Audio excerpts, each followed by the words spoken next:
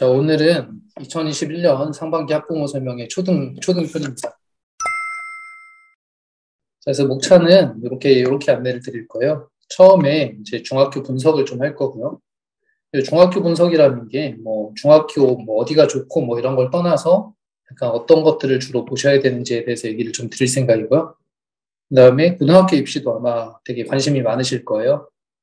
그래서 고등학교 입시에 대해서도 말씀을 드리고 이건 그냥 간단하게 고교학점제는 전에 한번 설명을 했었는데요. 그냥 간략한 내용만 좀 설명을 드리고, 그리고 제가 생각하는 이제 학습 전략, 이런 것들에 대해서 말씀을 드리겠습니다. 자, 먼저 중등 분석. 네. 중학교가 딱히 이 근처에서 갈 수 있는 곳이 한 3군데 정도 되는 것 같아요. 저희 애들 다니는 거 보니까. 그래서 일단 영성중학교가 있죠. 그래서 영성중학교는 남학교죠. 그래서 이렇게 한 300명 정도, 한 학교에 100명씩 있어요. 근데 지금 여기 보여드리는 이런 인원수가 뭐가 중요하냐? 이게 이제 내신에 좀 중요할 수 있죠. 그래서 내신 이따 산출되는 방법을 알려드릴 텐데, 보시고요, 그냥. 그다음 성남중학교는 사실 되게 어려움을 겪고 있는 부분들이 있어요. 성남중학교는 이런 게 좀 어렵죠. 보시다시피 남녀의 성별 차이가 좀 많이 나죠, 성비차가. 그래서 여학생들이 주로 이제 많이 가는 편이고요. 그다음 성일중학교가 학생 수가 많아요. 그래서 학생 수가 좀 되게 많은 편이고, 그다음 학급 수도 좀 많고, 약간 학생 수랑 학급 수가 많을수록 좀 좋은 면도 있기는 해요. 근데 사실 중학교는 집에서 가까운 거리로 가시든 어느 쪽을 가도 큰 차이는 없는 것 같아요, 현재. 그리고 이제 중학교를 선택하실 때 그래도 좀 고민이 되실 텐데, 분명히. 중학교 선택하실 때 여기 이제 교육과정 편제표라는 게 있어요. 그래서 이제 3학년까지 어떤 식으로 가르칠 거다라고 이렇게 계획이 세워져 있는 거죠.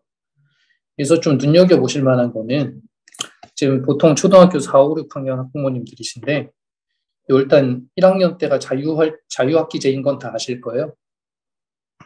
이쯤에서 제 목소리 잘 들리시나요? 네. 네, 오케이, 알겠습니다. 고맙습니다. 자, 그래서 여기 자유학기제라고 이제 이렇게 나와 있을 텐데요. 네. 요 자유학기 활동 실수해서 1학년 때는 자유학기제를 적용한다. 근데 이게 어떤 의미를 갖는지는 조금 이따 좀 자세히 살펴보실게요. 그리고 또 하나 좀 볼만한 내용은 2학년 때든 3학년 때든 1학년 때든 총계 시수예요. 이게 이제 68시간 정도 된다는 얘기잖아요. 그리고 과학, 수학도 마찬가지죠. 수학도 비슷하죠, 상황은. 주요 과목들은 다 비슷하죠. 영어도 좀 비슷하고, 그죠? 그런데 이게 한 학기에 시간을 의미하는 거거든요. 몇 시간이 들어가 있는지. 그럼 한 학기에 68시간이 들어가 있다는 거잖아요, 수업 과정에. 근데 이걸로 이제 교육이 사실은 좀 제가 말씀드리고자 하는 거는 이걸로 뭔가 심화 교육이라든가 좀 어려운 것들을 가르치기가 좀 어려운 상황이다라는 걸 얘기를 드리고 싶어요. 그래서 제가 학원을 하는 입장이지만 꼭 학원을 다니셔야 된다든가 사교육을 받아야 된다 이런 주의는 또 아니거든요. 그냥 아이들이 공부를 잘 했으면 좋겠는데 이게 제가 이제 저희 아이가 제일 큰 애가 6살이에요. 아직 육아로는 어머님들이 훨씬 선배시죠. 네, 6살인데 제가 저희 딸이 이제 중학교에 간다 이렇게 봤을 때 요게 갖는 의미를 갖다 해석을 좀 해봤어요. 그래서 저희 학원 강의가 주에 6시간 정도 강의가 이루어지죠. 초등부니까 주에 한 4.5시간 정도 되겠네요. 여기는 지금 중등부 거를 보고 있으니까요. 중등 기준으로 말씀드리면 주에 6시간 정도가 될 거예요. 그러면 이게 한 달을 갖다가 보통 4.3으로 잡지만 4로만 잡아도 24시간 정도 되는 거잖아요, 한 달에. 그러면 한 3달 정도도 안 되는 양이거든요. 한 학기의 수업 시간이. 근데 한 학기가 6달이잖아요. 우리가 반년이라 그러면. 그러니까 사실은 학원에서 한 2배 정도 이상 교육이 이루어지고 있는 거죠. 그래서 이때 심화 교육이나 어떤 선행 교육이나 이런 것들이 있을 수가 있는 거고, 학교 시수가 좀 적죠. 여기에서 이제 약간 자유학기 활동이나 이런 것들까지 들어가게 되면 사실은 좀 많이 적은 편이에요. 자, 이 교육과정 편제표는 고등학교에서는 굉장히 중요한데요. 중학교에서는 그냥 이 정도 보고 넘어가도 괜찮을 것 같고요. 자유학기제를 한번 살펴볼게요. 자유학기제 어떻게 운영되는지 좀 궁금하실 수도 있을 거예요, 아마. 그래서 자유학기제는 이런 식이에요, 보통. 크게 주제 선택 활동, 그 다음에 또 보시면 예술 체육 활동, 또 보시면 진로 탐색 활동, 이렇게 세 개로 주로 구분이 되거든요. 그러면은 주제 선택 활동이 가장 실수가 많아요. 그래서 총 뭐 이렇게 나와 있죠. 이렇게 17 곱하기 4시간, 뭐 68시간 이런 식으로 나와 있고, 여기에서 1학년 1학기 때 주로 운영되는 프로그램은 요 4개다 이렇게 보시면 되죠. 그렇죠? 사실 자유학기제가 시행된 게 2016년 정도 되는데요. 그때부터 자유학기제가 계속 발전해 오고 있는 건 맞고요. 자유학기 취지를 아시잖아요. 취지는 진로를 탐색하고 뭔가 아이들이 좀 그 학교 공부에서 좀 떠나서 좀 자유롭게 활동하고 이런 것들이 취지인데, 근데 사실 좀 자세히 살펴보시면 아시겠지만 좀 약간 부족한 게 좀 많이 있어요, 사실은. 그래서 뭐 이런 건 활동은 되게 좋은 것 같거든요, 저는. 더불어 사는 우리 뭐 하면은 이런 식으로 이제 해가지고 서로 발표도 하고 뭐 이렇게 하겠다는 얘기죠. 활동은 되게 좋은 것 같은데, 조금 있다가 또 예술체육 활동도 이렇게 17시간 돼 있어서 여기는 보통 음악, 미술, 체육 이런 것들이죠. 그래서 이런 것들로 편성되어 있고, 사실 진로 탐색 활동이 생각보다 되게 적어요. 진로 탐색 활동이 한 학기에 7시간밖에 안 돼요. 그죠? 여기가 2시간, 여기 5시간. 그래가지고 가가지고 뭐 현장 체험 학습하고, 여기는 전문 직업인이 초청돼서 이제 직업 체험을 하고 이런 것들인데, 근데 그래서 말씀드리고 싶은 거는 그런 거예요. 이게 어머니들도 그렇게 생각하실 거예요, 아마. 학업하고 그다음에 자유학기제의 취지, 이걸 놓고 봤을 때 얘가 무너지면 안 된다는 거죠. 애들이 되게 이때가 사실은 좀 속된 말로 어떤 앞서갈 수 있는 기회라고 하기도 하고요. 어쩌면 되게 처질 수 있는 그런 상황이 될 수도 있는 거죠. 그래서 이 자유학기제 때 공부를 좀 많이 했으면 좋겠다, 이런 게 제 마음이고요. 또 하나는 이 진로 탐색을 크게 기대하지 않았으면 좋겠다. 그래서 진로 탐색은 물론 좋은 활동들로 이루어져 있고, 저도 그 교육부의 방침을 존중하는데, 근데 좀 부족해요, 제가 보기에는. 그래서 그렇다는 거고. 자, 이거 한번 보세요. 자유학기제 시행이 2016년에 100%가 됐죠. 그래서 2016년부터 사실은 이런 일들이 벌어지기 시작했죠. 여기가 지금 보시는 자료가 기초학력 수준이 미달돼 있는 학생 수예요. 그래서 여기까지는 비슷하죠. 한 3%, 4%대. 국어, 영어, 수학이. 근데 여기서부터 이렇게 뭔가 상승 곡선을 그리기 시작하잖아요. 2018년도에 이런 일이 벌어졌고요. 작년에 코로나를 거치면서 더 심각해졌어요. 여긴 고등학교 건데, 고등학교 것도 2016년을 기준으로 해서 굉장히 많이 올라가기 시작했죠. 그리고 19년에서 20년으로 갈 때는 지금 이게 수학이거든요, 빨간색이. 수학이 학력 미달, 그 다음 국어 쪽도, 그죠? 영어 쪽도 전체적으로 다 늘어났죠. 어머니들 예측하실 수 있겠지만 코로나 때문에 그래요. 코로나가 학력 차이를 더 심하게 벌리고 있고, 그리고 우리 아이들이 예전에는 아까 보셨듯이 한 3% 정도의 기초 학력 미달 수준이었다면 지금은 13% 정도가 수포자가 되고 뭐 이런 상황이 벌어지거든요. 저는 크게 원인을 2개로 봐요. 자유학기제, 그 다음에 초등에서 시험이 없어진 거. 그죠? 초등에서 시험이 폐지되면서 약간 아이들을 갖다가 뭔가 이렇게 교과 공부를 시킬 만한 그런 구실이 많이 사라졌거든요. 그래서 같이 이렇게 학부모님들, 저랑 이렇게 설명회를 하고 있는 학부모님들은 이런 상황을 아시고 오히려 이게 역전의 기회가 될 수도 있기는 해요. 좀 뭐랄까, 좀 슬픈 현실이지만, 네. 자, 이제 좀 궁금하신 것들 좀 더 자세히 들어가면요. 중학교에 가시게 되면, 이 중학교 얘기인데 좀 잘 알고 계시면 좋죠. 이제 2학년 때부터 진짜 내신이 들어가게 되거든요. 1학년 때는 자유학기제고. 그랬을 때 최근 트렌드가 이래요. 지금 보시다시피 수행평가 비율이 굉장히 높죠. 이런 데는 수행평가만 보잖아요. 그죠? 그리고 이런 주요 과목들, 수학 같은 경우 5대5, 6대4, 6대4 이런 식이죠. 지금 보시고 있는 자료는 영성중 자료고요. 성남중하고 성일중은 조금 달라요. 이게 60, 40이거든요, 수학이. 근데 그렇더라도 수행평가 비율이 굉장히 높죠. 그래서 아이들이 수행평가를 잘해야 되는데, 여기 보시면 뭐 수학 얘기를 좀 하면 포트폴리오, 논술형 평가, 메이킹북 이런 식으로 나와요. 그러면 저는 사실 수행평가가 되게 중요하다고 생각해요. 그러니까 뭐에 중요하냐면 이게 나중에 대학교 입시에 중요해요. 최근에 대학교 입시가 면접과 뭐 그다음에 자기소개서는 사라지고 있지만 가서 뭔가 발표하고 이래야 되거든요. 면접하고. 근데 그런 소양들을 여기서 좀 길러내야 되는데 중학교 때, 초등학교 때. 근데 막상 학교 시험은 이게 좀 이렇게 말은 좀 거창하게 되어 있지만 되게 쉬워요. 솔직히 얘기하면. 되게 쉬워서 준비하기가 쉽죠, 좀. 그래서 이런 역량들이 좀 길러질 수 있을까? 여기에 대해서는 저도 약간 의문이 좀 잡히고 있기는 한데 그렇더라도 이것도 못하는 애들도 많거든요. 그래도 이런 것들 저 라떼는 없었던 것들이거든요. 그래서 아이들 초등학교 때도 되게 많을 거예요. 수행평가. 그랬을 때 애들이 좀 진지하게 임할 수 있게 해주면 대학교 입시에 도움이 될 거예요. 어머니들. 중학교 내신에도 도움이 될 거고. 자, 2학년 1학기에도 방금 보신 건 이건 이제 성남중과 제가 비교해 드리려고 학교마다 조금씩 이런 차이가 있다는 거죠. 그래서 지금 보시고 계신 자료는 학교 홈페이지에 들어가면 누구나 볼 수 있어요. 교육과정 편제. 근데 이제 한번 찾아보시고 어머님들이 이런 것들 좀 책상에 붙여놓고 뭐 예를 들어 수행평가를 준비하려면은 뭘 해야 되는구나. 그래가지고 실제로 좀 아이러니하지만 강남 같은 데서는 이런 거 100점 받기 하려고 이런 거 학원 다니죠. 그죠? 줄넘기 학원 다니고 막 이렇게 하잖아요. 그래서 이런 편제표들이 있다라는 거예요.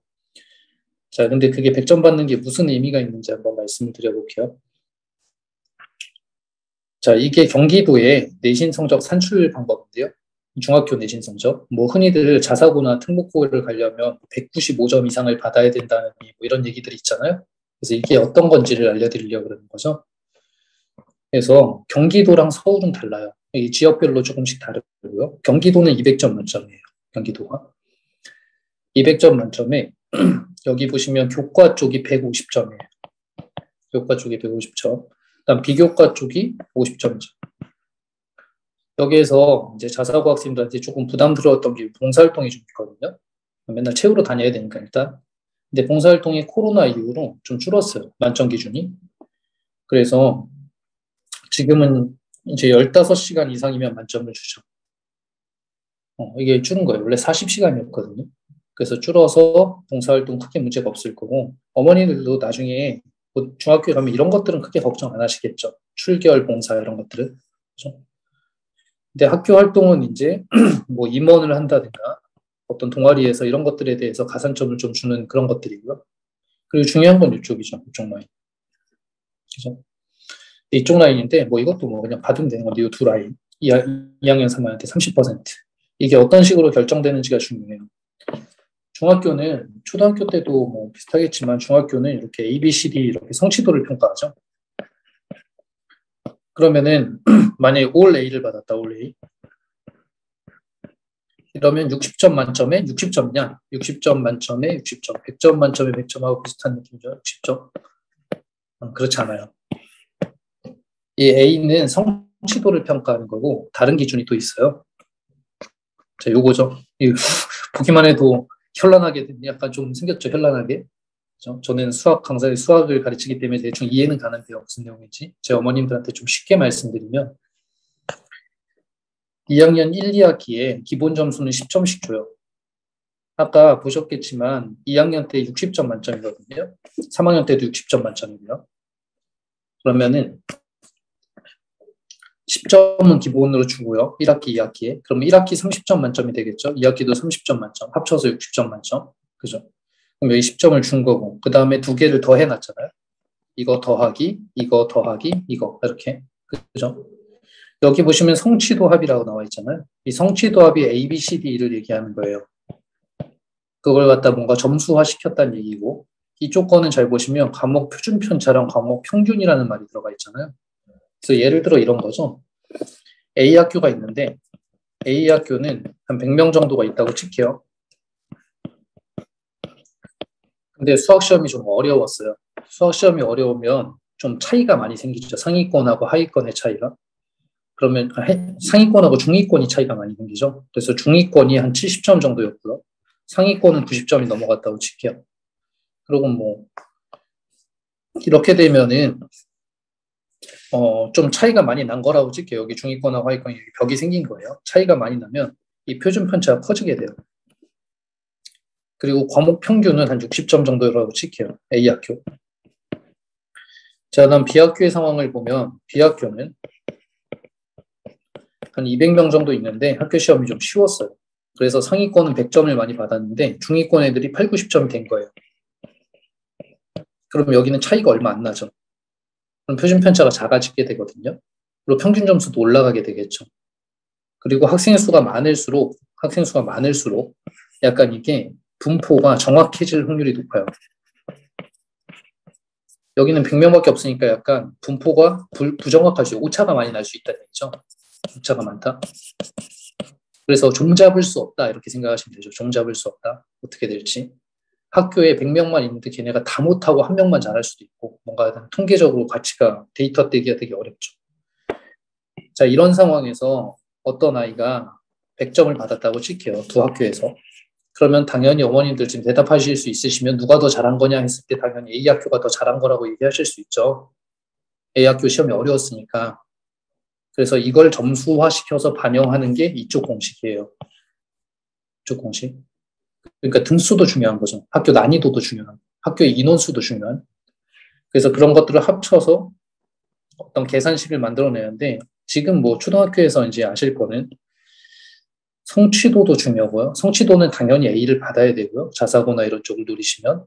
그리고 저 외고도 마찬가지예요. 성취도는 A를 받아야 되고 A 내에서도 약간 원점수도 높고 그다음에 평균은 낮을수록 좋고요. 우리 아이 점수는 높고 평균은 낮고 그래서 표준 편차는 클수록 좋은 거죠. 이렇게 되면은 애가 점수가 높아지는 거예요. 그래서 이런 식의 계산식을 따르게 된다. 그래서 이거는 계산식을 갖다가 계산해 놓게 만든 엑셀 파일들이 도처에 인터넷에 굉장히 많이 돌아다녀요. 그러니까 어떤 계산식을 안다기보다도 성적이 나왔을 때 입력해 보면 몇 점인지 나오게 되죠. 다만 의미를 좀 알려드리려고 그런 거예요. 그래서 다 성취도만 중요한 게 아니라 등수도 중요하고 점수도 중요하구나. 이렇게 알고 계시면 되죠. 자, 이게 중학교에 대해서 말씀을 좀 드렸고요. 자, 제가 고입으로 가볼게요. 고입. 고등학교도 궁금하실 거예요. 대학교보다 이게 더 궁금하시다 그러더라고요. 자, 고등학교는 그냥 인트로 정도라고 생각하시면 좋겠고 여기서 한번 잘리고요. 기타. 여기 보시면 기타라고 적혔지만 영재고라고 적혀있죠. 그래서 영재고들이에요. 여기 뭐 가고 싶은 대학교에 가고 싶은 데들이 되게 많죠. 그래서 여기는 따로고요. 따로. 이건 아예 별도 입시에서. 그리고 전기인문계라는 게 있어요. 정기고등학교라는 게 있고요. 그다음 후기고라는 게 있어요. 후기고. 경기도에서는 후기고. 그래서 최근에 제일 트렌디한 게 이거죠. 후기고에 자사고랑 외고가 포함된 거죠. 후기고에. 그죠. 이게 되게 트렌디한 거고요. 그 다음에 뭐 하나씩 좀 살펴보시면 전기고등학교. 전기고등학교에서는 성남에서 갈 수 있는 데는 이제 경기 국가고가 있어요. 예전에 제가 학생 한 명을 준비시킨 적이 있거든요. 영성 중에서 거의 1등 하던 친구를. 그런데 경기 국가학고가 자기소개서 전형인데 들어가기 쉽지가 않더라고요. 왜냐하면 여기도 과학고잖아요. 그래서 떨어졌어요, 결국에는. 그리고 최근에 마이스토고라는 데가 있어요. 이것도 들어보신 적이 있는지 모르겠는데 마이스토고는 이런 느낌이에요. 특성화고가 있잖아요. 지금 이제 초등학교 학부모님들이니까 특성화고를 보내려고 마음먹으신 분들은 잘 안 계실 거예요. 공부를 좀 시켜야겠다 이렇게 생각을 하실 거고 이 특성화고가 이제 예전에는 쉽게 얘기하면 뭐 상고, 공고 이런 쪽으로 안 좋은 인식이었지만 약간 지금은 직업 분야에 특수교육을 시키는 그런 학교라고 생각을 하시면 되죠. 그런데 특성화고가 실제로는 좀 공부를 못하는 애들이 많이 가요. 그러다 보니까 안 좋아지는 거죠. 그러니까 나라에서는 뭔가 이런 특성화고등학교나 직업 분야를 갖다가 뭔가 이렇게 막 선전하고 이걸 많이 하고 싶은데 실제로 좀 키우고 싶은데 키워지지가 않는 거죠. 그러다 보니까 만들어낸 데가 마에스토고예요. 특성화고의 약간 상위 버전이라고 생각하면 돼요. 업그레이드 버전. 그래서 점수가 좀 높아요, 마에스토고는. 그래서 산업수요 맞춤, 그래서 이런 서울 로봇고, 뭐 해킹 고등학교, 뭐 수도 전기공고, 뭐 이런 것들이 있죠. 그래서 저는 마이스토고를 가는 건 반대하지 않아요, 아이들이. 마이스토고는 그래도 나름대로 비전이 좀 있거든요. 그렇고 마이스토고에 입학한 학생들은 대부분 입시를 치러요, 대학을. 그래서 마이스터고 뭔가 특성화고 특별 전형 이런 게 있거든요. 최근에도 이제 간 친구가 지금 고3이 됐는데 그 친구는 좀 어려운 점이 뭐냐면 마이스터고든 자사고든 외고든 가려면은 자기 주도가 좀 돼야 돼요. 학원 다니기가 어렵거든요. 주말에만 나올 수 있고 막 못 나오고 그러니까. 그래서 뭐 그런 이유가 그런 게 있고요. 그다음 예고 최고는 뭐 제가 주로 설명드리진 않고 뭐 이건 당연한 뻔한 것들이니까. 자, 후기고등학교로 가게 되면 후기고등학교에는 얘네가 같이 들어가 있죠. 이게 전기고랑 후기고는 뭘 전기고라 그러고 뭘 후기고라 그러냐면은 이거는 말 그대로 원서 쓰는 시기가 빠른 거예요. 원서를 빨리 쓰는 학교들. 그래서 먼저 뽑아요. 또 여기서 떨어지면 후기고 지원할 수 있는 거죠. 그래서 후기고는 원서를 늦게 쓰는 학교들. 그럼 후기고에 이런 것들이 같이 들어가 있으면 어떤 일들이 벌어지냐. 원래 자사고랑 외고는 정기고등학교에 있었거든요. 그러면 여기서 이제 붙으면은 뭐 된 거 떨어지면 일반고로 들어가면 되는 건데 지금은 원래는 자사고를 썼는데 떨어지면 일반고를 못 가게 하려고 했었어요. 근데 이게 헌법재판소에서 이제 뭐라 그러죠? 합헌 말고 위헌으로 판결이 났죠. 그래서 위헌으로 판결이 나서 지금은 자사고를 떨어져도 여기 쓸 수가 있어요. 그래서 이렇게 되어 있어요. 원서를 갖다가 5개를 쓰면 돼요. 총 10개를 쓰는 거죠. 원서 지망을. 1단계, 2단계 돼가지고. 여기서 1단계의 제일 첫 번째 원서는 전국형 고등학교를 쓸 수가 있어요. 자사고들, 전국 자사고들. 그 다음 2, 3, 4, 5지망은 2에서 5지망은 지방에 있는 일반고를 쓰면 돼요. 그 다음에 2단계에서도 마찬가지. 첫 번째 거는 자사고나 외고를 쓸 수가 있죠. 그리고 2지망부터는 일반고를 쓸 수가 있죠. 그러니까 뭐 쉽게 말씀드리면 이걸 쓰고 이거 쓰는 것도 가능하다는 거예요. 단지 다만 좀 불이익이 있어요. 네. 제가 좀 더 설명드릴게요. 이 부분이거든요. 고등학교 지망 방법인데 이렇게 1지망으로는 전국 자사고를 갖다 지망을 하면 되고요. 그다음 2에서 5지망까지는 일반고를 갖다 하면 되죠.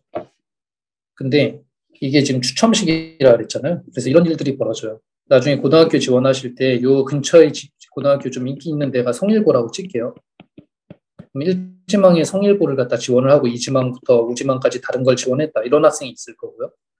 1지망에 뭐 자사고를 지원을 했고 2지망부터 성일고를 지원했다. 이런 학생이 있겠죠. 근데 이 친구는 절대로 성일고에 갈 수가 없어요. 왜냐하면 성일고 인기학교이기 때문에 1지망에서 이미 끝나버리죠. 추천이. 무슨 말씀인지 알겠죠? 그러니까 비인기 학교를 가게 된다. 떨어지게 되면 이런 단점이 좀 있는 거죠. 네. 그래서 뭐 그 정도 보시면 되고요. 자, 고등학교는 아까 뭐 설명은 대충 드렸지만 영재고등학교 아시죠? 영재고등학교 최근에 이게 되게 핫하죠.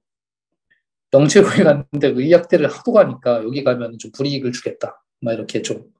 근데 수능으로 가죠. 이렇게 되면. 영재고 뭐 갈 수 있으면 좋죠. 근데 지금 초등학교 때부터 이미 약간 정말 저학년 때부터 준비해야 될 것 같고 실제로 영재여야 되고 아이가. 그래서 그런 어려움이 있죠. 경기국과학고는 과학고보다는 조금 떨어지긴 하는데 역시 여기 특수 목적고고요. 과학인재 선발을 목표로 하는 거고 마에스터고는 제가 아까 설명드렸죠. 그래서 특성화고의 상위 형태로 보면 된다. 그래서 대학교 입시를 주로 치르게 된다. 이렇게 말씀드렸고요. 특성화고는 추천하고 싶지는 않아요. 나중에 또 그렇지만 아직 요 사회적 입지가 좋지가 않아요. 그래서 그렇고요. 그다음 일반고는 제가 나중에 이제 중학교에서 고등학교 가실 때 다시 한번 분석을 해드릴 거고 학교별로. 그다음 자공고, 자사고라는 게 있었어요. 근데 자공고는 없어지는 그죠? 자사고들이 하도 뜨니까 상상고나 뭐 이런. 그러니까 공립고등학교에서도 우리도 좋은 거 하나 만들자 그래서 자공고를 만들었거든요. 자사고랑 붙여보려고. 근데 다 일반고로 전환되고 있죠. 좀 게임이 안 됐죠. 게임이 안 되기도 하고 또 국가 방침이 또 평준화 뭐 이런 쪽으로 가다 보니까. 그다음 외고가 있죠. 외고도 많이 보내시려고 하죠. 외고는 그죠? 외고는 정말 수학 공부를 많이 하고 들어가야 돼요. 제가 외고 지망생은 진짜 많이 보냈거든요. 학원에서. 근데 수학 못하는 애들은 가서 많이 깨지더라고요. 일단 좀 그래요. 이 정도. 이런 건 나중에 한번 보시고요. 그다음 고등학교를 실제로 어떻게 가는지에 대해서는 제가 나중에 좀 더 자세하게 설명을 드릴게요. 아직 뭐 먼 얘기니까 지금은 어느 정도 있다 정도만 좀 보시고요. 그리고 요거는 제가 좀 보여드리고 싶은 슬라이드인데, 이게 뭐 이따가도 얘기를 드리겠지만 자사고, 뭐 외고, 국제고 이런 데 가면 좋죠. 가면 좋은데 이것만 계속 생각하시면 안 되고 아이를 좀 잘 보셔야 돼요. 우리 아이한테 맞는 입시 전형이 뭘까가 되게 중요하거든요. 그래서 여기는 고등학교 선택 방향에 대해서 어머니들의 생각대로 이제 이렇게 생각의 차이대로 이렇게 좀 선정하는 그런 건데, 하여튼 이건 좀 이따 좀 더 자세히 말씀을 한번 드려볼게요. 제가 여기도 적어놨죠. 제가 일선에서 입시를 많이 하고 있으니까요. 대학교 입시. 그러니까 외고 다니다가도 실패하는 애들, 자사고 다니다가 실패하는 애들, 일반고에서 성공하는 아이들, 또 자사고에서 성공하는 아이들, 되게 다양한 케이스들을 봐요. 그랬을 때 이런 것들이 정말 중요하더라, 이런 얘기죠. 자, 그 다음에 대학교 입시까지만 설명드리고 잠깐 끊을게요. 대학교 입시는 기본적인 것만 말씀을 드릴게요. 근데 대학교 입시를 좀 알고 계셔야 학습 전략이 나와요. 자, 보시면은 대학교 입시는 총 3개로 구성되어 있죠. 교과, 종합, 정시 이렇게. 그래서 학생부 교과 같은 경우에는 내신 성적으로 간다 이렇게 생각하시면 돼요. 자, 그러면 이건 어떤 학교가 유리할 거냐? 그러면 시험이 좀 쉽게 나오고 좀 대부분의 아이들이 좀 못하는 학교? 그죠? 그러면 우리 아이가 좀 어느 정도 하면은 내신 따기가 쉽겠죠. 그래서 교과 전형은 그런 전형이고, 그다음 종합 전형은 종합적으로 판단하겠다는 건데 내신만 가지고는 안 되고요. 얘는 진로 선택 과목이라는 걸 잘 선택을 해서 잘 봐야 돼요. 예를 들어 이공계 학생이면 뭐 물리 2라든가 이런 좀 어려운 미적분이라든가 이런 것들을 좀 잘해야 되죠. 그래서 이런 것들이 이제 종합 전형이고요. 정시는 뭐 잘 아시다시피 수능 시험이에요. 그래서 인서울만 놓고 봤을 때, 전국 통계가 아니라 인서울만 놓고 봤을 때는 이게 10%가 안 돼요. 그래서 내신만 가지고 가는 게. 그 다음에 종합 전형하고 정시가 그 나머지를 한 4.5 대 4.5로 갈라먹고 있다. 이렇게 생각하시면 편할 것 같아요. 이게 1대1 정도 되겠다. 그러면은 지금 초등부 학생들은 뭐 이런 것들이 이제 장기적으로 이런 입시를 치를 거니까 어떤 식의 공부를 해야 될지 대충 나오게 되죠. 제가 조금 이따가 말씀드릴 거고요. 자, 그 다음에 오늘도 제가 학부모 상담을 했어요. 신규 원생 상담, 고등부에. 근데 어머니가 그러시더라고요. 중학교 때는 90점, 100점을 놓쳐본 적이 없대요, 학생이 수학을. 고등학교에 와서 지금 50점, 60점 2번 나왔거든요. 그래서 이게 어떻게 된 거냐, 뭐 때문에 그런 거냐, 이런 말씀을 하세요. 그래서 여기서 우리가 해답을 얻을 수가 있어요. 사실은 뭐냐면은 이 중학교 때 점수가 중요한 게 아니죠. 점수가 중요한 게 아니라 이 점수를 어떻게 받았느냐가 되게 중요하거든요. 어떻게 받았느냐, 그리고 어디까지 했느냐. 애가 만약에 머리가 좀 좋은 편이고 학교 시험 한 3주 전부터 그냥 교과서 정도의 공부를 해서 그렇게 해도 중학교는 90점, 100점 받을 수가 있어요. 근데 고등학교는 절대 그렇게 하면 안 되죠. 그래서 아이가 중학교에 가기 전에 약간 이 학교 시험 성적을 잘 받는 게 중요한 게 아니라 책을 어디까지 이제 봤느냐, 책을 어디까지, 그 다음에 공부 시간이 얼마나 됐느냐, 그리고 공부를 하려고 하는 열정이 얼마나 있느냐, 이런 것들이 훨씬 중요하거든요. 근데 당연한 얘기라서 조금 이제 좀 지루하실 수 있는데 이거를 좀 데이터적으로 좀 분석을 해보면요. 중학교 때 이 정도 점수면 한 학급에 20명 정도 있다고 치고요. 20명 정도. 20명 정도에서 한 10명 이상은 10명 정도는 90점 넘어요. 그러면은 한 10명 정도는 했다는 거죠. 다른 과목까지 다 포함해서 한 절반 정도 했다고 칠게요. 근데 지금 통계가 한 40% 정도가 특성화고에 가거든요. 그럼 일반고로 진학하는 학생들이 60% 정도밖에 안 되잖아요. 이거의 60%면은 12명이거든요. 12명 중에 10등 했으면 되게 못하는 거죠. 일반고로 갔을 때는. 그렇죠? 하위권에 있을 수밖에 없는 등수죠. 그래서 중학교 때 한 5등권 내에 전 과목이 들어가 있어야 약간 고등학교에 갔을 때 어느 정도 빛을 볼 수 있다. 꼭 그런 건 아니지만 대부분 그런 경우들이 많더라고요. 네. 그리고 그렇지 않더라도 뭔가 아이가 열정이 있고 도전 정신이 있으면 물론 할 수는 있어요. 근데 데이터적으로 말씀드리면 그렇다. 그래서 이 데이터가 있는 거죠. 자, 보시면 요 수치를 기억해 놓으시면 좋아요. 요것만 딱 기억하시면 좋을 것 같아요. 10%. 그래서 어떤 고등학교에서든 아니면 전국 단위에서든 10% 안에 들어가면은 인서울이 가능한 등급이다.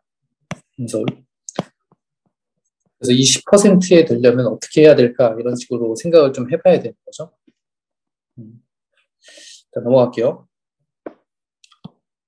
자, 대학교 입시는 인류대에 보내고 싶으시거나 인서울에 하고 싶으면은 2등급이 기준이 아까 말씀드렸죠. 10%. 그죠? 이 10%에서 한 몇 문제 더 맞추느냐에 따라 이 퍼센트 쭉쭉 올라가거든요. 그래서 10% 안에 들기 위한 공부를 좀 해나가야 될 거고요. 그리고 최근에 트렌드를 좀 설명드리면 이런 거 들어보셨죠? 16개 대학이 있는데, 유형별로 뭐 대입 전형, 그죠? 대입 전형. 그럼 지금 수능 위주랑 학생부 위주랑 나머지 것들을 보면은 이 두 개가 주로 줄을 이루고 있고요. 예전에는 얘가 월등히 높다라고 얘기를 했거든요. 매스컴들에서. 근데 절대 그렇지 않았어요. 이게 한 45% 정도 됐으면 이게 한 30% 선이었거든요. 근데 지금은 거의 위상이 비슷해지고 있죠. 그래서 수능 공부도 굉장히 중요하다는 얘기죠. 학생부 종합전형과 더불어서. 그리고 문이과 통합과정 들어보셨을 거예요. 문이과 통합과정이 되면서 이과생들한테는 굉장히 유리해졌고 문과생들한테는 좀 불리해졌어요. 왜 그러냐면은 문과랑 이과가 원래 등급을 따로 냈었는데 지금은 같이 내죠, 같이. 그래서 여기 조정 점수라는 걸 가지고. 그래서 국어도 원래는 문과, 이과 해가지고 문과생들끼리 국어 등급을 내고 이과생들끼리 냈었는데 지금은 이 둘을 다 합쳐서 하나로 내자. 이렇게 된 거죠. 그래서 최상위권을 이과들이 다 잡고 있어요, 지금. 국어, 영어, 수학. 그렇죠? 이과생들한테는 굉장히 유리해진 상황, 문과생들은 좀 불리해진 상황. 이렇게 알고 계시면 돼요. 다 같이 등급을 낸다. 수험생 전체로.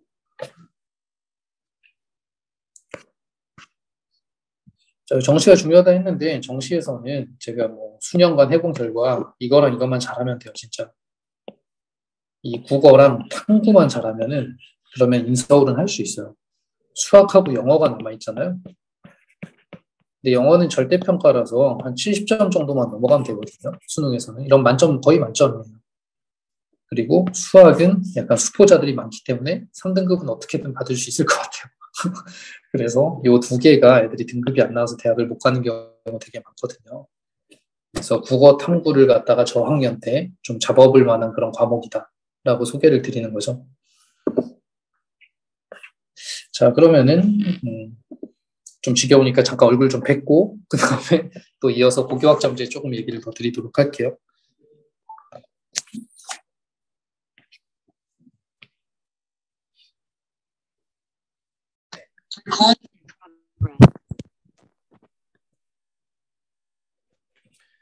자, 지금까지 제가 이제 뭐 중등부, 그다음 고입, 그다음 대입에 대해서 기본적인 얘기들을 드렸고 특히 고입들에 관심이 좀 많으실 수가 있고 안 그럴 수도 있고 그래요. 근데 제가 솔직히 얘기 드리면은 자사고 가는 게 쉽지 않아요. 정말 하늘이 도와야 돼요. 제가 볼 때. 그래서 마침 학교 시험도 좀 어렵게 나와야 되고 애가 실수도 안 해야 되고 막 이렇거든요. 그래서 저희 고1 H가 제일 높다 그랬잖아요. 제가 키운 학생들 중에. 얘네도 자사고를 지망 안 했던 게 아니거든요. 자사고 가보겠다고 했는데 실제로 내신을 따보면 중학교에 가서 딱 한 번만 실수해서 B 받아도 못 가는 거예요. 그냥 끝인 거예요, 끝. 네, 그래가지고 이제 뭐 외고 정도는 갈 수 있어요, 사실. 근데 여튼 그래요.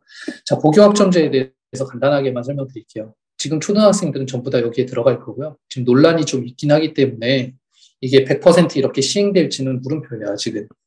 근데 일단 초안은 다 나온 거죠. 일단 제가 그냥 간단하게 말씀드려서 고교학점제에 대해서 뭘 걱정해야 되는지 그거에 대해서 말씀을 드릴게요. 고교학점제의 기본은 이거죠. 내신 절대평가.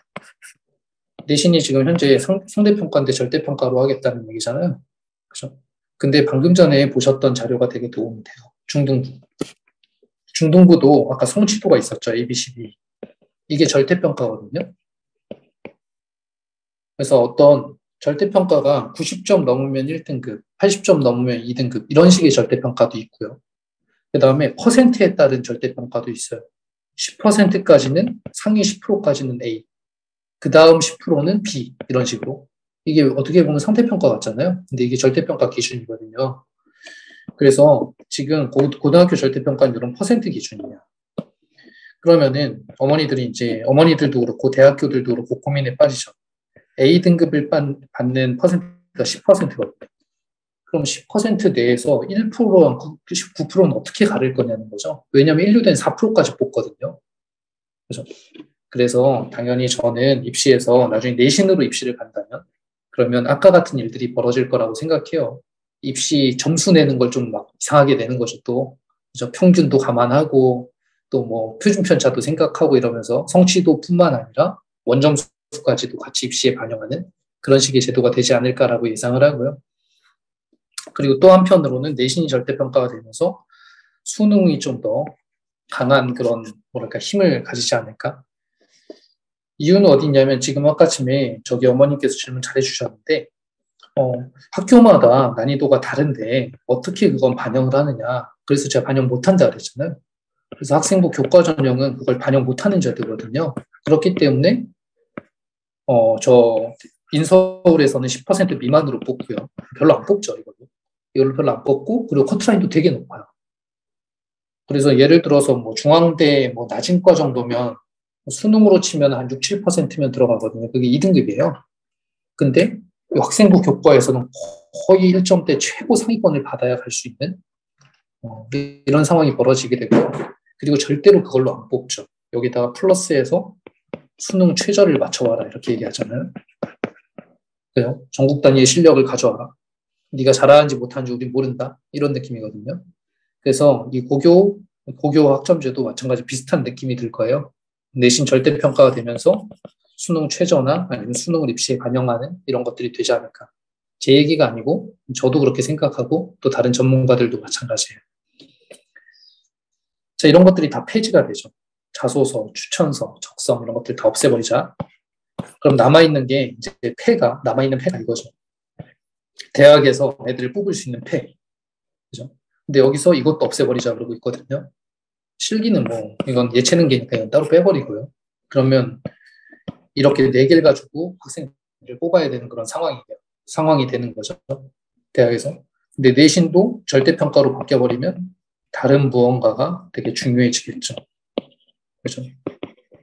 그래서 저는 인서울 기준으로 말씀드리는 거예요. 지방대 쪽은 그렇지 않아요. 지방대 쪽은 이것만 가지고 대학을 가게 될 거예요.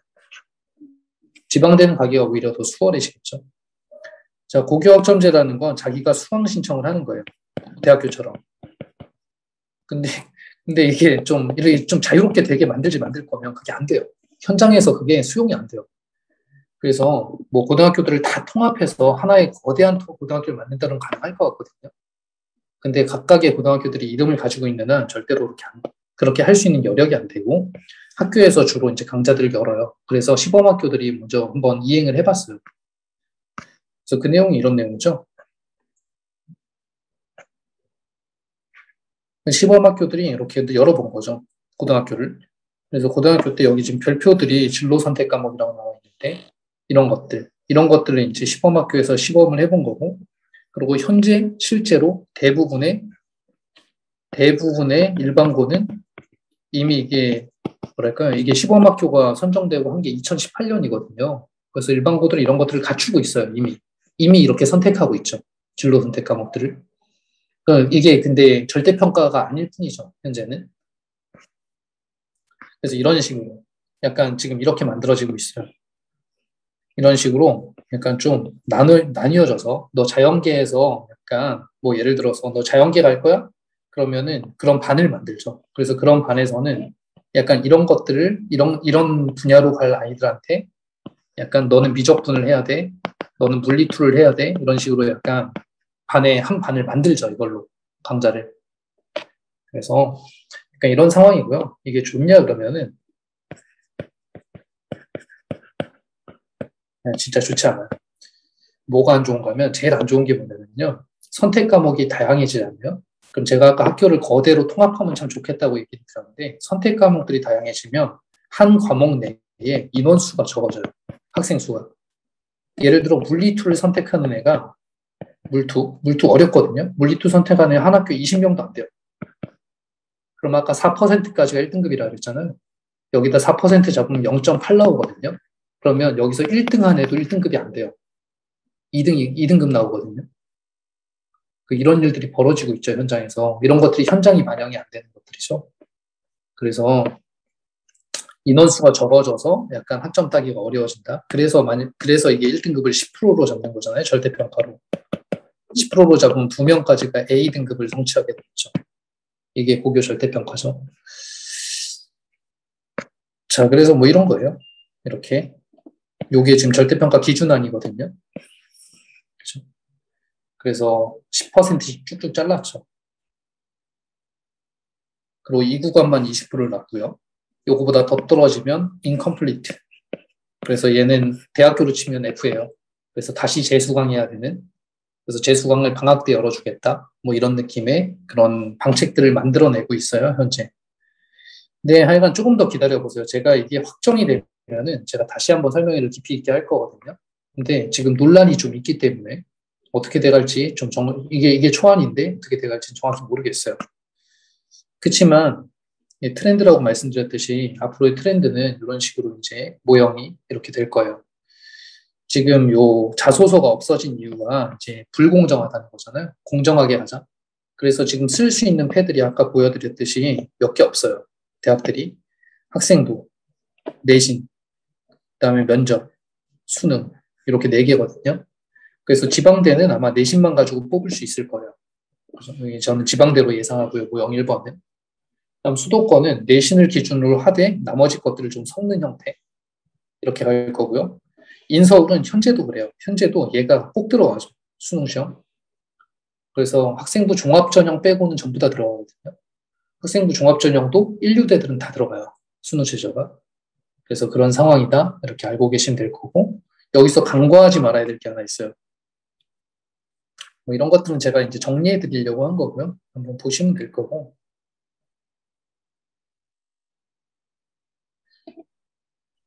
그죠? 초6한테 제가 이제 말씀드리고 싶은 게 이런 거였죠. 인서울은 올 A를 받아야 될 거고, 면접도 되게 중요할 거기 때문에 면접 능력도 필요하고, 전국 수준의 실력도 필요한데, 이런 게 있잖아요. 아이들이, 학습 가이드라인까지 말씀드리고 할게요. 고교학점제를 대비하려면 뭔가 자율성이 강화돼야 된다. 자기주도성을 가지고. 초등학교 때부터. 그다음 토론 발표 능력 배양이 필요하다. 심화 및 선행학습이 필요하다. 이런 건 되게 당연한 얘기들이거든요. 중요한 게 뭐냐면 학생의 성향이에요. 어떤 아이가 좀 활달하고 아이가 뭔가 밝고 선생님들하고도 잘 지내고 교우 관계도 좋고 뭔가 외향적이고 이런 친구들이 학생부 종합에서는 약간 대우받을 확률이 높거든요. 근데 치명적인 게 이런 애들이 또 공부는 잘 못한다는 거예요. 그래서 공부는 좀 잘 못하는 경향이 많기 때문에 여튼 종합에서 내신이 또 중요한 거니까 내신까지 잘하는 아이들은 되게 우대받을 확률이 높죠. 근데 우리 아이는 좀 내성적이고 좀 약간 학구적이긴 한데 애가 뭐 그렇게 뭐 외향적이지 않다. 이런 친구들은 가서 면접 보려면 수줍고 이러잖아요. 그죠? 그럼 이런 인재는 미래 사회에 필요가 없는 인재냐? 이런 건 아닌 거잖아요. 우리가 성향이 다른 거니까. 그래서 간과하지 말아야 될 게 이런 거는 지금까지 말씀드린 고교학점제는 내신을 얘기하는 거예요. 고교 내신. 고교 내신이 이런 식으로 이제 편성이 될 거다. 학생부 종합이. 그죠? 이것도 있는 거죠. 그래서 공부를 잘하는 애들은 공부를 열심히 해서 대학을 잘 가면 돼요. 그게 이제 정시 공부가 되겠죠. 그리고 내신을 잘 따는 것만으로는 사실 내신 가지고 1류대를 가기가 어렵고 종합전형을 준비를 반드시 해야 되거든요. 그런 면접이나 뭔가 성취도나 이런 것들이 필요해요. 그래서 그런 것들이 이제 좀 되겠죠. 근데 제가 또 좋은 얘기를 하나 드리면은 현행에서도 이게 종합전형이 이런 아이들을 선호하는 건 맞아요. 선호하는 건 맞는데 이 종합전형의 학생부라는 게 뭐냐면 학생부에 들어가 있는 기재 내용이 뭐 봉사, 출결 이런 건 당연한 거고요. 그다음 동아리. 예전에는 수상 경력 이런 게 되게 많았고요. 그다음에 뭐 임원했느냐, 학교 활동 이런 것들이 많았거든요. 거기다가 플러스 내신이 있었던 거예요. 근데 지금 이런 거 다 안 본다 그랬거든요. 교과 중심의 학생부를 만들어내겠다 이렇게 얘기했거든요. 그 얘기는 내신 점수를 잘 따는 게 가장 중요하다는 얘기거든요. 세부 특기사항. 그래서 공부를 열심히 해서 학과 공부를 잘 수행하는 게 가장 중요해요. 그래서 하여간 뭐 공부 열심히 잘하면 되는 거죠. 그렇죠? 그래서 이것도 같이 고려를 하셔야 된다. 이게 고교학점제의 내용이에요. 자, 그래서 이제 학습 전략에 대해서 얘기를 드릴게요. 이제 여태까지 입시를 쭉 살펴보셨거든요. 초등학교가 제일 길었어요. 중학교 얘기도 해야 되고, 고입, 대입 다 얘기해야 돼서. 네. 자, 제가 수학에 대해서 얘기를 드릴게요. 자, 수학 잘하게 하고 싶잖아요, 아이들. 그래서 학원 보내시는 거고, 또 저희 믿고 맡겨주시는 거고. 지금 보면은 수학을 잘하려면, 저는 수학을 잘한다는 기준이 중학교를 얘기하는 거 절대 아니거든요. 저는 고등학교 때 얘기하는 거예요. 왜냐면 고등학교 때 수학을 잘해야 되는 거거든요. 입시를 또 잘하려면. 중학교는 웬만하면 잘해요, 학교 시험은. 네. 그래서 저희 이번에 중3 애들, 중2 애들 학교 시험 봤잖아요, 기말고사. 평균 90점 넘을 거야, 아마, 학원 평균이. 되게 웬만하면 90점 잘 보거든요, 애들이. 그런데, 이런 거예요. 수능시험이 어려운 이유는 4점짜리 문제가 이건데, 이게 제일 어려운 건데요. 이게 50점이 넘어가요. 100점 만점에. 그렇죠? 그리고 학교 시험이 어려운 이유, 고등학교 시험이 어려운 이유는 역시 마찬가지예요. 심화 문제가 30% 정도 되죠. 중학교 때는요, 중학교 시험 제가 분석해보면, 영성중이나 성남중 시험 분석해보면, 변별력이라고 할 수 있는 문제 잘 없어요. 잘 없는데, 기껏 있다 쳐서 한 문제라고 칠게요, 한 문제. 25문제 중에. 그러면 25문제 중에 한 문제면 4%거든요. 근데 4%도 솔직히 안 돼요. 근데 여기는 30%나 들어가 있죠, 고등학교. 그죠? 이게 어려운 고등학교만 그러냐? 예를 들어, 뭐 성일고가 좀 어렵거든요, 이번에. 그럼 성일고가 30%냐? 그건 아니에요. 학교별로, 물론 쉬운 학교는 이거보다 비율이 좀 적고, 어려운 학교는 이거보다 좀 어렵지만, 이런 변별력 문제는 항상 30%가 있어요. 다만 그게 어느 정도까지 어려우냐의 문제예요. 성일고는 이 정도 수준까지 되는 거죠, 어려운 문제가. 그 다음에 뭐 성남고라든가 성남여고는 한 이 정도 선에서 끝나는 거죠, 어려운 문제가. 하지만 어려운 문제가 많이 배정되어 있다는 거죠. 그러면은, 이제 뭐 할 일이 쉬워졌죠. 그러면 해야 될 일은 어려운 문제를 잘 풀게 만들어야 되는 거잖아요. 그죠? 그래서 어려운 문제를 잘 풀게 만드는 방법. 자, 지금 저는 되게 중요하게 생각하는 게 이거예요. 제가 되게 많은 시행착오를 겪어봤는데, 세 개의 단계로 나뉘어지는데, 선행, 심화, 사고력. 그런데 이 심화, 사고력은 좀 구분이 애매하니까 제가 같은 걸로 볼게요. 약간의 차이는 있지만, 굳이 구분할 필요는 없을 것 같아요. 그러면은, 현행 학기에 대한 심화는 굉장히 중요해요. 저는 이게 되게 중요한 것 같아요. 현행 학기에 대한 심화가 뭐가 중요하냐? 왜 중요하냐? 그러면은 제가 블로그도 하나 썼지만 여기에 중요해요. 이거. 왜 메가스터디 최고 강사들이 나와서 킬러 문항이라 그러고 막 이런 거 있잖아요. 내문학. 이 내문학은 정말 초등학교, 중학교에 약간 심화 문제의 기반을 두고 있어요. 고등학교 심화 문제라고 보기 어려워요. 그래서 얘가 개념을 갖다가 깊이 있게 약간 대입하는 그런 느낌이거든요. 그래서 요번에 HM이 보셨죠? 안 보신 분들도 계시고, 보신 분들도 계실 거예요. 근데 HM이 나갔는데, 이런 HM이, 이런 심화 공부들, 이런 것들이 되게 중요하다는 거죠. 그래서 이런 것들을 주기를 가지고 계속 해주면은 되게 애들이 깊이가 있어지게 되고요. 거기다가 이제 살을 붙이는 거죠. 이게 뼈대라 그러면 이게 살인 거예요. 이 살이 많이 붙을수록 체력이 좋아진다고 생각하시면 돼요. 그래서 선행학습을 많이 하면 할수록 고등학교 가서 좀 편한 건 있다. 그렇지만 오늘 제가 아까 신규 상담에 따르는데 그 친구도 고등학교 1학년 선행을 갖다가 고등학교 2학년 1학기까지 했대요. 근데 학교 점수 50점이라고 그랬거든요. 그러니까 그게 핵심은 아닌 거예요. 제 제자 중에 서울대 간 친구도 선행 하나도 안 하고 갔어요. 고등학교 올라가기 전에. 하지만 심화 문제 많이 봤죠. 근데 선행 이런 식으로 약간 뭐랄까 분당권이나 강남권 다 잡혀 있기 때문에 이게 무시할 수는 없죠. 그리고 하는 게 잘못된 것도 아니고. 그렇지만 이게 배제된 상태에서 하게 되면 좀 반드시 문제가 생기게 될 거고요. 그래서 어려운 문제들을 좀 봐야 된다는 얘기를 좀 드리는 거고, 또 하나는 선행 자체가, 그러니까 선행만 하는 반도 있을 거예요. 그럼 선행 자체가 일부의 심화 내용을 담고 있어요. 그래서 예를 들어서 초등학교 때 네모 이거 한번 풀어볼까요? 어머니들 푸실 수 있겠죠? 이게 초등학교 문제예요. 이런 걸 풀 때 애들이 역산하는 법을 배워야 돼요. 초등학교 때는. 2에다 몇을 곱하면 10이 되지? 당연히 5죠. 그럼 몇에다 3을 빼야 5가 되지? 그럼 8이죠. 그죠? 이걸 갖다가 1차 방정식으로 중학교 때는 이렇게 배우는 거거든요. 네모 대신에 x를 쓰면서. 그 다음에 이걸 이렇게 넘겨서 분배시키고 이렇게 나오게 되죠.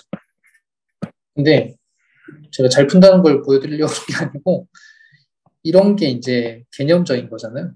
이게 약간 중학교로 가면은 이런 식으로 해서 좀 복잡한 문제들을 x를 딱 간단하게 구하는 방법을 배우는 이런 게 심한 거죠. 개념의 심화.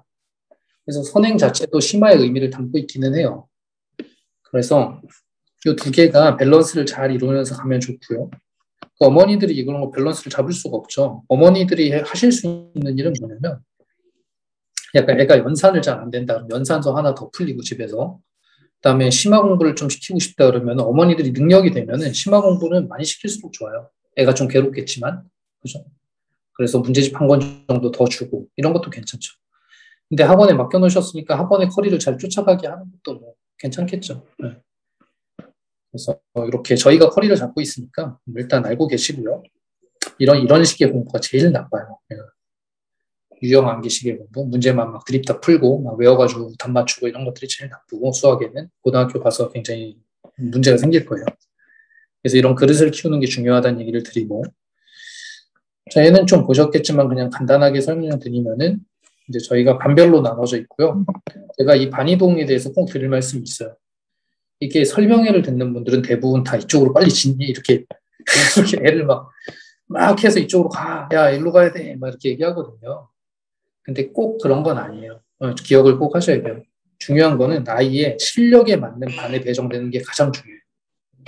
왜냐하면 애가 우리가 뭐랄까 선행보다 중요한 거는 재미예요.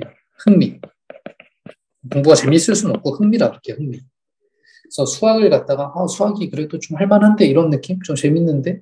이런 느낌을 갖는 게 가장 중요하거든요. 고등학교 가기 전에. 그래서 저도 많은 실패 케이스들이 있어요. 어머니들도 마찬가지고 학부모님들이 이제 막 몰아쳐서 이쪽으로 가서 어떻게 빼긴 했는데 애가 재미가 너무 없는 거죠. 수학이. 그죠? 그래서 수학이 너무 재미없어지고 수학하기 싫어하고 막 이렇게 막 뺀질거리고 이런 케이스들이 있거든요. 그래서 저희가 나름대로 판단해서 적절한 반들을 알려드릴 거예요. 그럼 그 반 내에서 어머니들한테 제가 부탁드리고 싶은 거는 만약에 우리 아이가 C2반이다. 괜찮아요. C2반 뭐 1, 2대 못 간다 이런 것도 아니에요. 그러면 여기에 구성원들이 여러 명이 있을 거예요. 아이들이. 5명의 아이들이 있다고 칠게요. 그러면 이 5명 중에서 제일 잘하는 게 가장 중요해요. 그럼 챌린지 2반에서도 잘하는 애들은 다음번에 또 반이 이동이 될 거고요. 거기서 또 잘한다는 얘기는 뭔가 흥미가 있다는 얘기거든요, 아이가. 그래서 여기서 또 이동이 되고 이런 과정을 중학교 3학년이 가기 전에 제가 볼 때 저희 학원에 제일 낮은 반이 베이직반이 하나 더 있어요. 근데 챌린지 1반 정도만 올라가도 중3 때 고일 과정 시작하거든요. 그래서 이 정도에서 우리 그 고등부로 올라오는 애들 보면은 나름대로 괜찮게 해요. 그래서 너무 조바심 내지 마시고 이렇게 각 반에 맞게 거기에서 유형 공부도 좀 충분히 하고 또 심화가 안 되는 아이들은 심화 학습도 좀 많이 하고 이렇게 만들어주는 게 중요해요. 그리고 챌린지 2반이나 챌린지 1반 아이들은 심화 공부하기 어려워하거든요. 그래서 평상시에도 심화 공부 시키기가 어려워요. 시키긴 시켜요. 일부. 좀 방학 같을 때 여유 있을 때 특강들이 잡힐 거예요. 이럴 때 좀 많이 집중적으로 한 번씩 시키시고 그다음 초등학교 학부모님들은 HME는 웬만하면 나가시면 좋아요. HME. 애가 좀 힘들어할 거거든요. 저희 학원에서는 HME를 쓰고 있지만 이게 이제 학력평가잖아요. 약간 사고력 심화 문제들이 나오고 한 달 정도 공부를 해야 돼요. HME가 가장 좋은 건 뭐냐면 이제 여기 입상하는 아이들이 있을 텐데요. 근데 애들이 한 달 정도 공부하면 웬만하면 장려상 정도 이상은 받을 수가 있어요. 그랬을 때 상을 받으면 전국 단위의 수학대회 상을 받으면 애들이 자신감이 좀 붙더라고요. 제가 보니까. 그걸 너무 하기 싫어하는 거죠, 일단. 그래서 버티게 하면은 뭔가 시련이 주어지고 그걸 버텨서 상을 받으면 되게 좋은 일들이 벌어지더라고요. 그래서 지금 고등학교 2학년에서 통생부에서 계속 뭐 수학은 전교권에서 있는 아이가 있거든요. 전교 1, 2등 하는 아이가. 그 친구도 제일 처음에 스타트가 초등학교 5학년 때 HME에서 우수상 탄 거였어요. 거기서부터 시작해서 지가 막 욕심을 부리더니 되게 열심히 하고 잘하게 되더라고요. 그래서 이런 약간 계기가 되는 대회들은 출전시켜주면 좋고요. 방학 특강 같은 것도 좀 힘들지만 그래도 한 3주 과정이기 때문에 이 정도는 애들이 약간 힘들어도 버틸 수 있는 과정. 막 3달씩 하면 애들 다 나가 떨어지거든요. 심화 과정은. 그래서 이렇게 하실 수 있을 때 하는 게 좋아요. 나머지는 뭐 이런 것들은 다 하고 계신 거니까 뭐 굳이 설명 안 드리고. 그리고 요거 엄청 궁금해 하실 수 있을 것 같아서. 학원의 중간기말고사의 평가는, 난이도가요. 난이도는 그러니까 성남시 본시가지 중학교 수준보다 조금 어렵게 해요. 그렇죠? 이 중학교 수준이 근데 높지 않다 그랬죠, 제가. 그러니까 시험 문제 되게 어려운 건 아니에요. 근데 애들이, 저는 이런 생각이에요. 만약 애들이 학교에서 시험을 봤는데 나름대로 하느라 했는데 막 시험을 어렵게 내서 60점 받고 이런다? 할 말 안 나잖아요. 좀 하면은 점수가 나올 수 있는 등급이 그 정도 난도가 배정이 돼야 되지 않을까? 그래서 그렇게 되고 차후에는 좀 더 반별로 좀 더 세부적으로 좀 벌릴 생각이고요. 좀 어려운 문제도 좀 보는 반이 있게끔. 그리고 나머지는 뭐 보시고요. 그리고 이 더블학스 프로그램은 그냥 아까 현행심화 말씀드렸잖아요. 그래서 보통 혼행을 나가는 바는 선행 개념, 현행, 강화 심화 과정 이런 식으로 들어가요. 이게 더블이거든요. 2개를 동시에 진행한다. 그래서 선행은 이제 개념 위주로 나간다고 보면 뼈대 위주로 뼈를 붙인다고 보면 되고요. 이 선행이 언젠가 또 현행이 될 거 아니에요? 그럼 현행에서 살을 붙인다고 보시면 되죠. 그렇죠? 그래가지고 강화 혹은 애들이 잘하면 심화까지도 진행을 하죠. 자, 로드맵은 쭉 이렇게 짜져 있어요. 초사 때부터 시작이 돼서 보시면 쭉 가서 중3, 중3까지 다 짜져 있죠. 이게 쭉 연결이 돼 있거든요. 그래서 지금 초사 학부모님들. 자, 초사는 어떤 챌린지 1반, 2반 이런 식으로 나누질 않아요. 초사는 그냥 초사, 그죠? 초사 챌린지반 이렇게 나누거든요. 그래서 초사 내에서도 지금 보시면 커리를 보시면 다 똑같은데 하나가 달라요. 뭐냐면 여기는 심화라는 이름이 붙어 있고요. 여기는 강화라는 이름이 붙어 있죠. 그래서 초사 내에서도 조금 잘하는 학생들한테는 심화서를 조금 풀리게 하는 계획이고요. 그 다음 방학 특강 같을 때 심화 특강을 열어주죠. 그랬을 때 들어오셔라 이렇게 얘기를 할 거야 아마. 근데 조금 이제 수학이 부족한 학생들은 이런 걸 막 하는 게 되게 중요하다기보다는 이런 걸 하는 게 훨씬 좋죠. 그래서 뭔가 유형에 적용하고 뭔가 내가 알고 있는 개념을 적용했더니 문제 잘 풀리네. 혹은 연산이 부족한 아이들은 연산도 위주로 많이 해야 되고요. 그래서 이 2개가 크게 차이가 있다고 보시면 되고요. 초5 학부모님 같은 경우에는 역시 마찬가지 초사에서 이어지는 거니까 비슷한데요. 7월, 요번이죠. 지금 7월이죠. 이 7월에 초 H반이 처음으로 만들어져요. 그래서 이때부터 H반 구성이 되고요. 그래서 H반은 커리가 좀 달라져요. 그래서 H반의 학생들을 모으고 그 학생들은 무조건 심화 과정을 시키죠. 거의 한 7월부터 시작해서 11월까지니까 꽤 돼요. 한 3, 4개월 이상 심화 공부를 하게 되고요. 이렇게 한 다음에 이제 선행 공부가 들어가게 돼요.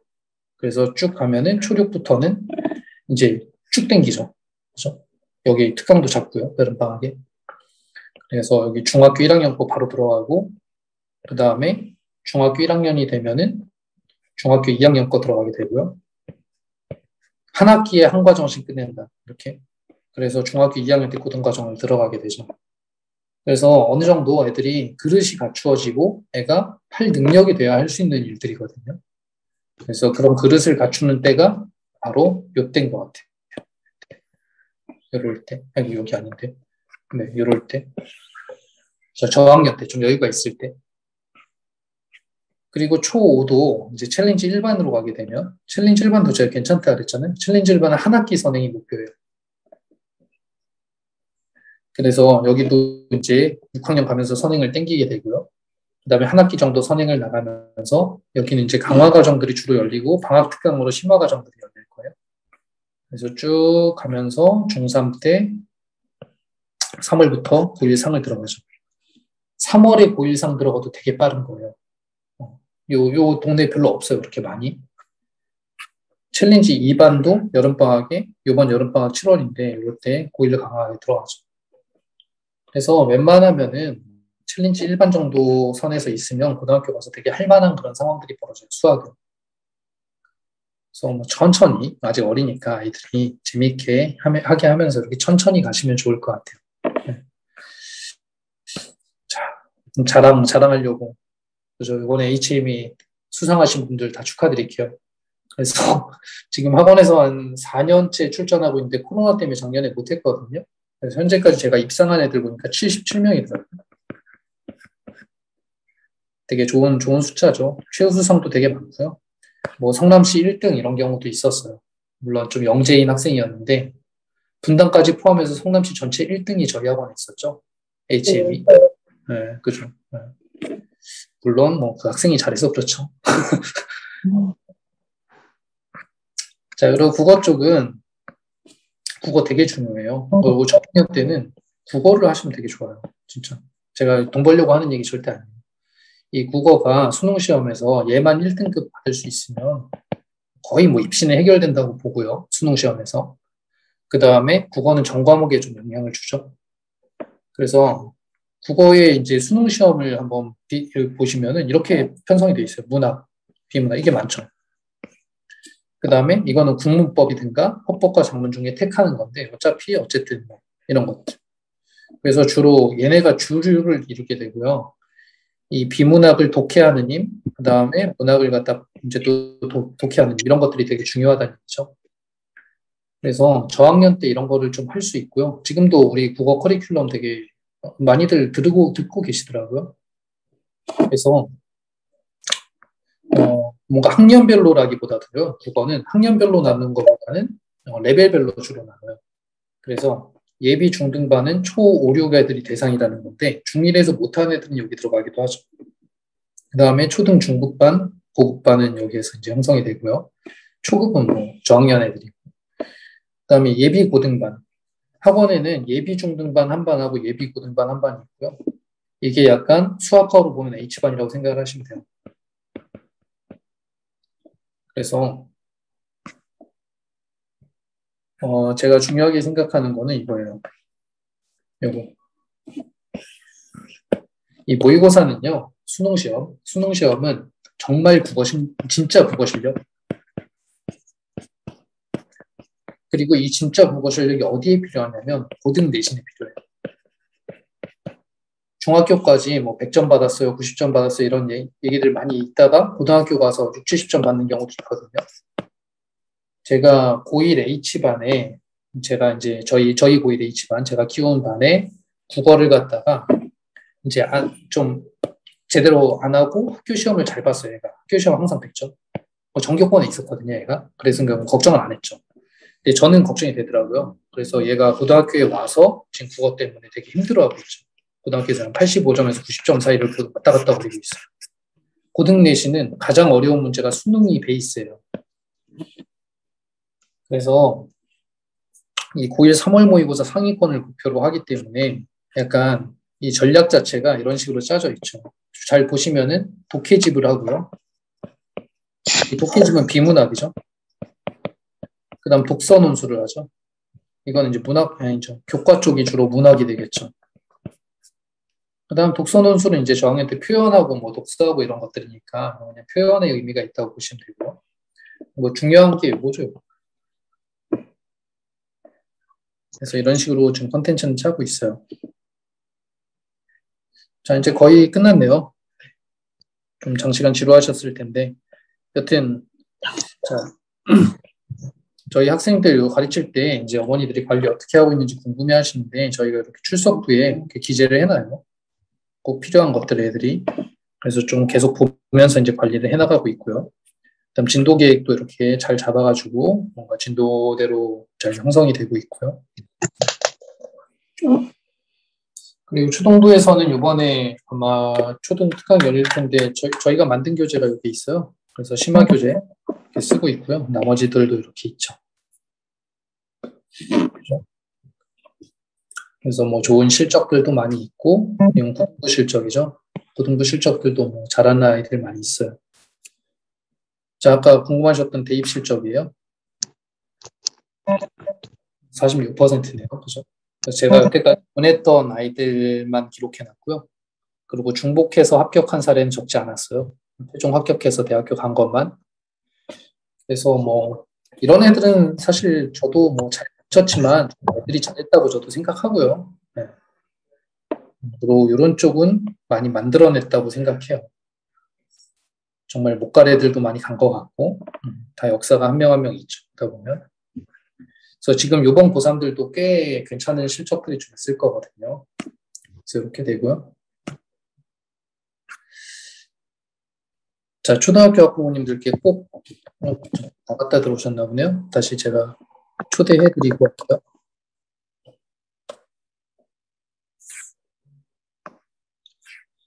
자, 초등학교 학부모님들께 마지막으로 제가 꼭 말씀드리고 싶은 게 이거예요. 이거 뭔지 아시죠? 진짜 이래요. 진짜로. 이게 약간 좀 뛰어나고 빠른 아이들, 이런 애들이 약간 이렇게 게을리하는 상황이 벌어지게 되고요. 그리고 이렇게 열심하고 꾸준한 아이들이 역전하게 되는 일이 반드시 벌어지게 돼요. 그리고 더 좋은 거는 얘네가 계속 열심히 뛰어가면 제일 좋은데, 그죠?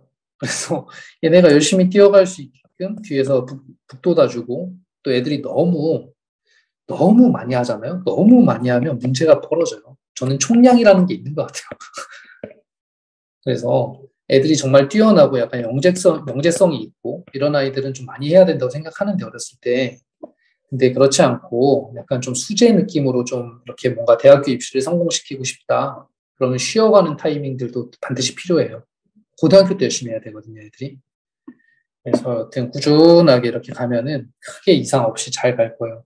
그래서 어머님들도 오늘 참석해주신 분들 다 너무 감사드리고 되게 많은 내용을 준비를 했는데 다 기억 못 하시더라도 다음번에 또 말씀드릴 거고요. 그래서 또 아시는 내용이라도 한 번씩 보세요. 그래서 저랑 얼굴 보고 또 새로운 거 한 개만 얻어가더라도 참 좋을 거거든요.